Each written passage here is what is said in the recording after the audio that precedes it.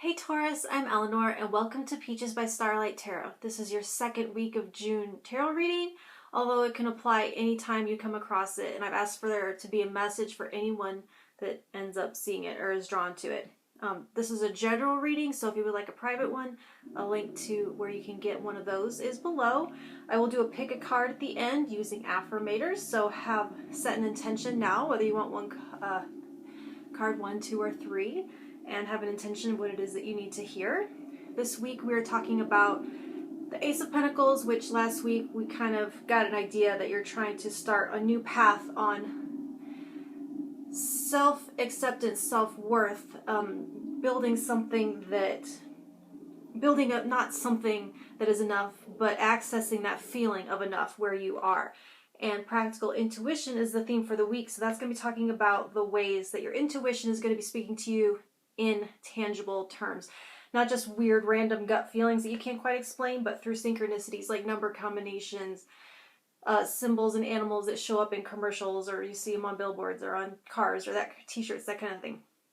So I am using Tarot of the Magical Forest, and you have this week the Three of Wands, the Five of Pentacles in reverse.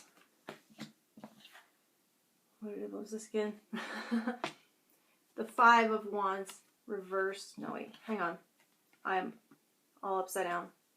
Discombobulated. This is the Page. The Page of Wands in reverse. And the King of Swords. So, you will need to set an intention. And this is going to be defining. I mean, this card means a lot of things, but I'm looking at it in the context of your theme. Defining your symbolic language. Deciding how it is you want the universe to speak to you, and set those terms, like, so that you know that you will recognize it, and so you know that it's real. It reminds me of when I was 12, and I, believing myself to be magic at the time, thought I could set the intention that when I see a certain person's name, that person is thinking of me. Or anytime, I mean, because I cared about that type of thing when I was 12, right? 7th grade, what boy is thinking about me? So if I would see anything that would remind me of that person, that meant that they were.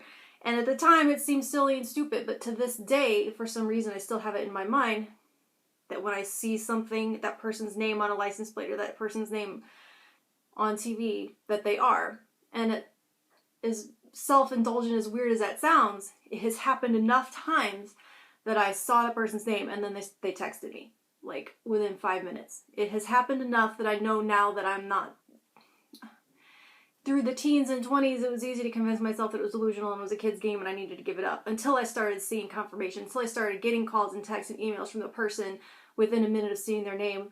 That's how. And also defining what animals mean to you. Like, if a butterfly has a certain meaning for you, you communicate that with the universe. Like, okay, if I need reassurance on this thing, then a butterfly. Instead of the universe speaking a different language, that you aren't going to be receiving the message. So you're like creating your secret code book, or your dictionary of symbols and meanings, so that when you look for them or when you see them in the world, you know what the universe is trying to communicate to you. And it's like a secret language between you and the universe. But what's going to get in your way potentially is a blockage in your solar plexus. No, the yellow chakra. Solar plexus chakra. Yeah, I had it right. So this is going to manifest as self-doubt or potential non-belief that the universe is listening to you when it's set intention. This is going to be that thing that says, you know, you're full of shit, right? You know, you can't just, it's magical thinking, it's wishful thinking, it's childlike thinking, that just isn't real. It isn't how the real world works. It's your mind playing tricks on you. And that type of self-talk is going to sabotage. And so this can be, it can also manifest here as showing me there can be some boundary issues as well.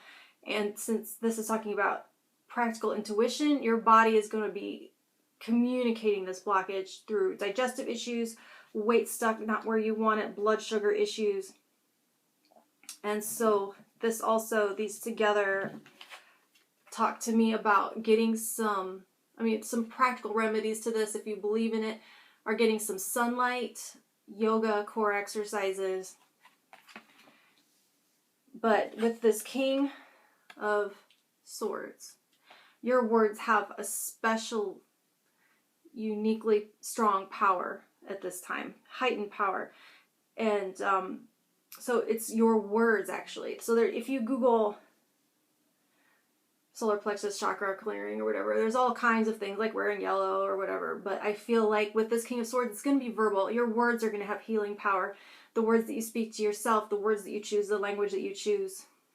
It could be in the form of a mantra or an intention or an affirmation that you actually speak out loud, because we have pentacles, we have practicality. That's going to be something that's happening outside of the realm of spirit and mind, but in this world where you can use it, access your 5 senses. And so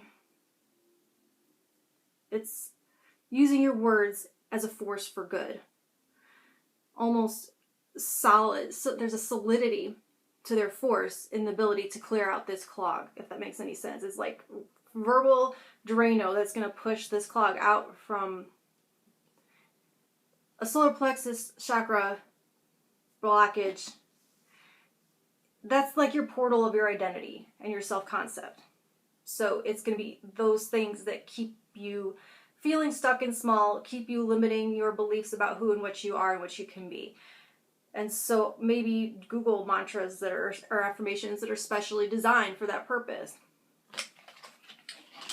And so let's get 3 affirmators. I thought this deck would be just the right thing, because there are cute animals and symbols, and also good affirming words to help clear out any self-doubt and blockages for Taurus. Give me a second to tune in to Taurus.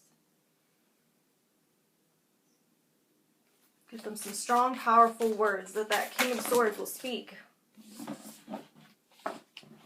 It feels a little bit like that biblical reference, the walls of Jericho, shouting in it till they come down. Card 1. Worthiness. Hey, that's some shit. I am worthy of ultimate happiness. I deserve and accept it. And damn it, I'm not going to feel guilty about it when I get it. Guilt is not invited to my happiness party. I won't even tell him where it is. If he asks about it, I'll be like, no, I think you're thinking of something else. And then I'll run away very quickly. All right, I love it. Card 2.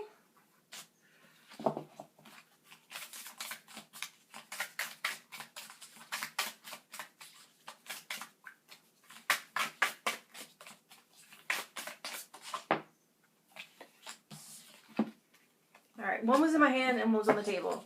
It's neither one. Card 2. There. Nature. I think I said something about sunlight, didn't I?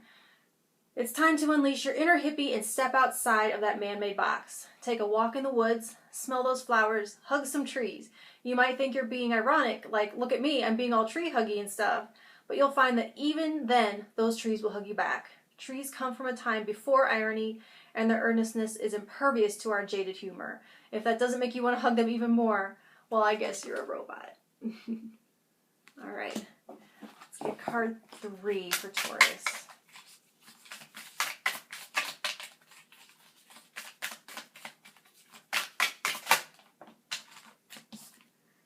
Ultimate potential. I choose to live a life of my fullest potential. I trust that this will draw me towards experiences and people that support my growth and accomplishment. Tuning into this frequency, I now reach higher heights than I ever thought possible. Knowing that's an option, why would I have ever tuned into anything else? I'm looking at you, smooth jazz and talk radio. All right, Taurus. Like, share, subscribe, and all that good stuff, and I'll talk to you in a week. Thank you.